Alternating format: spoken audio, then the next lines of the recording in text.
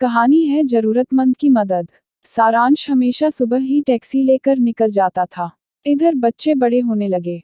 उनकी पढ़ाई लिखाई पर उसकी एक बड़ी रकम खर्च होने लगी।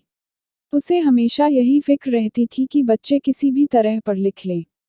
सारांश की टैक्सी धीरे धीरे पुरानी होने लगी थी। हर साल उसके रखरखाव पर 25 से 30 हजार रुपये खर्च हो जाते थे। सारांश की बीवी बीमार थी।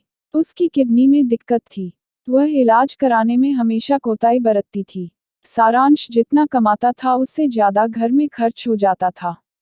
फिर भी वह संतुष्ट था।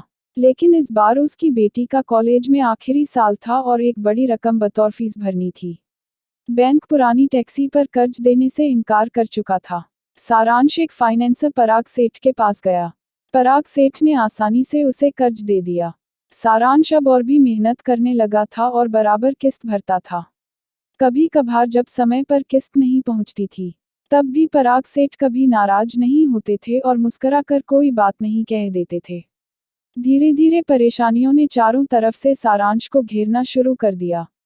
बेटी की पढ़ाई, पत्नी की बीमारी और कुछ प्राइवेट कंपनियों की टैक्सी आ जाने के चलते उसके धंधे पर बुरा असर पड़ने लगा और वह 4-5 हफ्तों तक किस्त नहीं दे पाया। पराग सेठ ने न चाहते हुए भी सारांश की टैक्सी अपने पास रख ली। सारांश ने यह बात अपने घर में किसी को नहीं बताई और हमेशा की तरह सुबह घर से जल्दी निकलकर किसी दूसरे की टैक्सी चलाने लगा। अब वह अक्सर देर रात ही घर आता था। वक्त पंख लगाकर बहुत तेजी से आगे जा रहा था। पराग सेठ की बेटी की शादी होने वाली थी। उन्होंने न सिर्फ रिश्तेदार दोस्तों, बल्कि उन लोगों को भी न्योता दिया था जिन्होंने उनसे कर्ज लिया था। विदाई के वक्त अचानक पराग सेठ की तबीयत बिगड़ने लगी। उनके सीने में तेज दर्द व माथे पर पसीना आने लगा, जो हार्ट अटैक के लक्षण थे। सारे मेहमान घबरा गए। पूरा माहौल गमगीन हो चुका था। तब पराग सेठ की बेटी की सहेली सारिका ने न केवल उन्हें संभाला, बल्कि एम्बुलेंस का इंतजाम किया और फोन से अस्पताल को पूरी जानकारी भी दी। जब एम्बुलेंस अस्पताल पहुंची तो पहले से अस्पताल में डॉक्टरों की एक पूरी टीम तैयार थी, जो पराग सेठ को आईसीयू में ले गई। सबको यह जानकर हैरानी हुई कि उस डॉक्टर टीम की हेड सारिका ही थी और चंद घंटों में ही पराग सेठ पहले से बेहतर हो चुके थे। जब पराग सेठ पूरी तरह ठीक हो गए तब एक मौके पर उनके दोस्त रिश्तेदारों ने सारिका को सम्मानित करना चाहा। यह सुनकर सारिका ने कहा, अगर आपको सम्मानित करना ही है तो मेरे पिता को कीजिए, जिनकी जिंदगी में तमाम उतार चढ़ाव आने के बाद भी उन्होंने मुझे इस काबिल बनाया।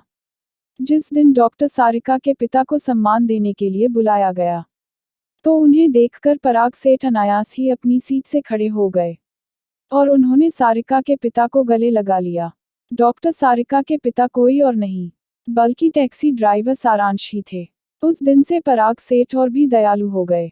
उन्हें लगा कि शायद उनसे अनजाने में कुछ गलती हुई होगी, क्योंकि किसी की टैक्सी वापस लेने के बाद वे नहीं जान पाए कि उस परिवार पर क्या बीतती है। पराग सेठ अब अपना ज्यादातर समय जरूरतमंदों की मदद करने में लगाते हैं। उन्होंने अपने बेटे रोहन, जो एक गैराज चलाता था, उसे कह दिया है, हमारे पास मजबूरी में लोग आते हैं, उनका हर तरह से सहयोग करना। सारांश और पराग सेठ का परिवार एक दूसरे के घर पर आता जाता रहता है, क्योंकि डॉक्टर सारिका को पराग सेठ अपनी बेटी की तरह स्नेह करते हैं। ऐसी ही अच्छी कहानी देखने के लिए इस कार्ड पर क्लिक कीजिए। अगर आपको कहानी पसंद आए तो लाइक और शेयर कीजिए और चैनल को सब्सक्राइब करना मत भूलिए।